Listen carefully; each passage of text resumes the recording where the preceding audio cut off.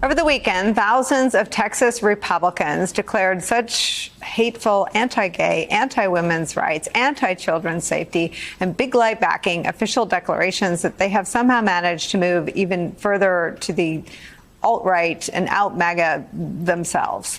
The delegates at the three-day convention approved a resolution officially rejecting the certified results of the 2020 presidential election, declaring that President Joe Biden was, quote, not legitimately elected.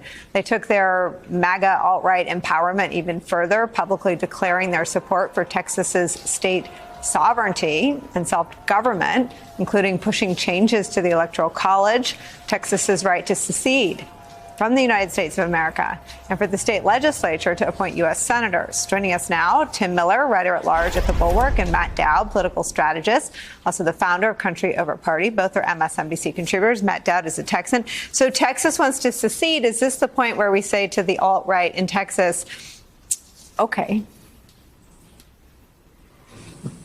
Is this for me, the Texan? Yeah. Well, what I'd like to say, and I was listening to the previous conversation and why these two things are so connected, I think, because what happened in Texas was it wasn't just a stampede of 5,000 crazy Longhorns at the George R. Brown Convention Center in Houston.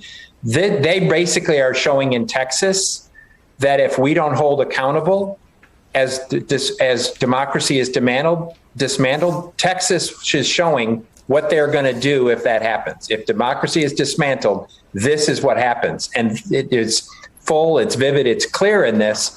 I mean, this idea of seceding, they asked for a referendum out of the legislature. It's this crazy sect of people in this, but obviously it would be stupid for the Republicans to do that. There's 40 electoral votes in Texas. They have a plus 12 or 13 advantage in the congressional seats. They have 2 U.S. senators. It would basically be, let's make America democratic, and we'll secede out of that. Not the least of which, Texas also gets more federal dollars than it gives in tax dollars. They don't add that in the way of this.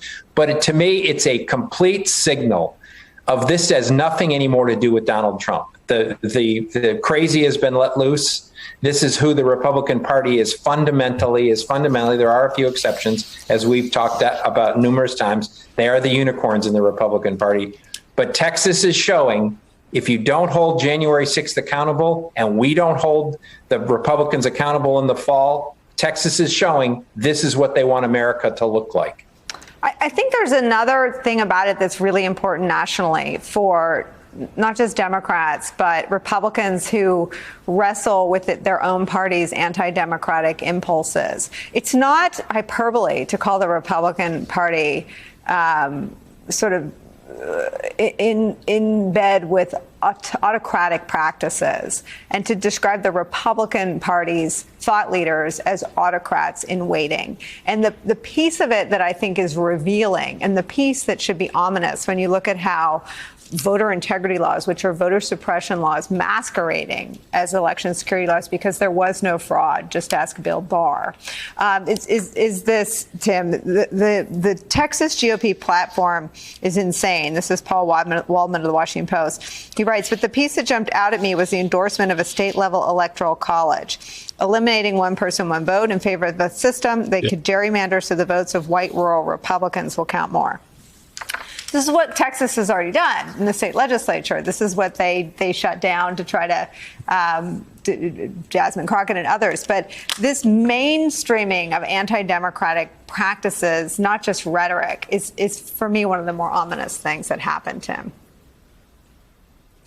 Yeah, there's a lot of ominous down there. It's not just Texas, right? Even in more purple states, right? If you look at like Wisconsin, for example, the way that they gerrymandered their state assembly and state legislature, is, not at all akin to kind of what the breakdown should be of a 50-50 state. That's why, if the Republican governor defeats Tony Evers this time, Wisconsin is going to, despite being a purple state that Joe Biden won, institute Texas-style extreme policies on a range of issues. So, I think this is definitely a concern across the country, not just in Texas.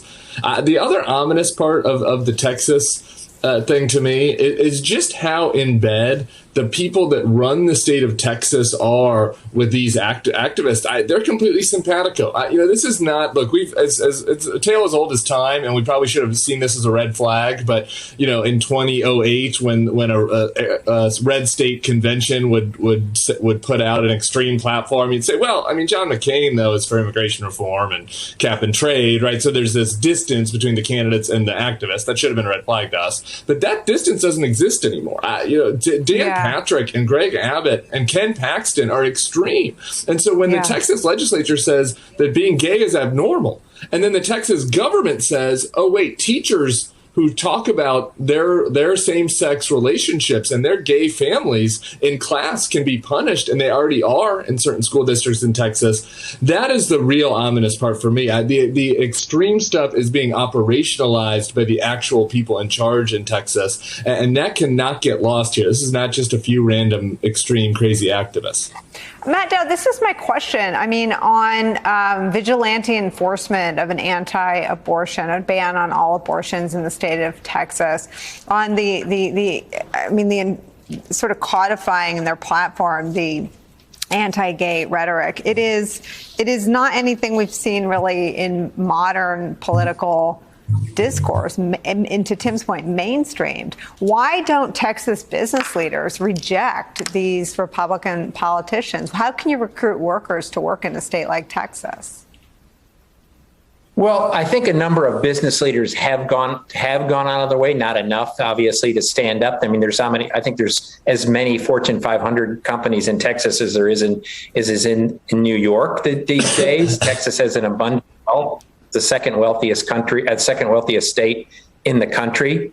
It would be the economy of Texas would be, I think, ninth in the world. I think they just haven't stepped up. And I think every time, it's this error that people keep making, which is first, it's like, oh, Donald Trump, he's not going to get elected. He doesn't really represent, then he gets elected. Oh, everybody else isn't like Donald Trump. The adults in the Republican Party will take care of it. They don't take care of it.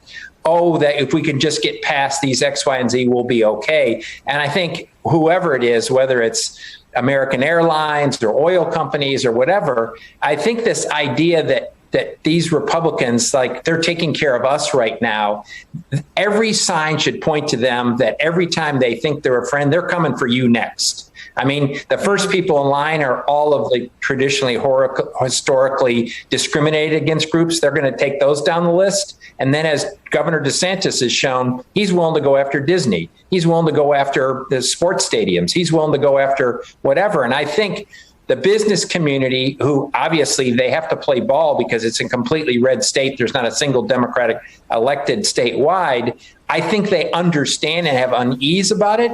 They think they can just get past this and then it'll be okay. What they don't realize is, and the convention this week in Texas should show, it's only going to get worse. Right. It's only going to get worse.